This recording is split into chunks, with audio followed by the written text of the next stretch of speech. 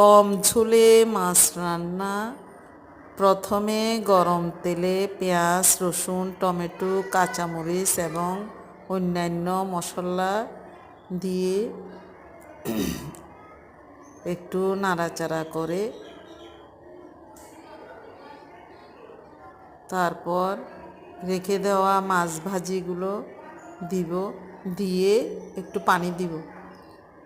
পানি দিয়ে এবার মাছগুলো নাড়াচাড়া করব যাতে মাছগুলো ভেঙে না যায়। এরপরে কতক্ষণ হয়ে আসলে ধনেপাতাগুলো মাছের উপর দিব, দিয়ে কতক্ষণ রান্না করব।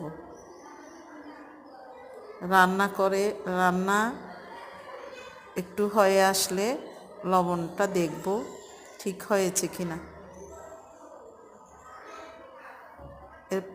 এরপরে মাখা মাখা ঝোলে মাছটা রান্না হয়ে আসলে নামিয়ে রাখব, তারপর গরম ভাতে পরিবেশন করব।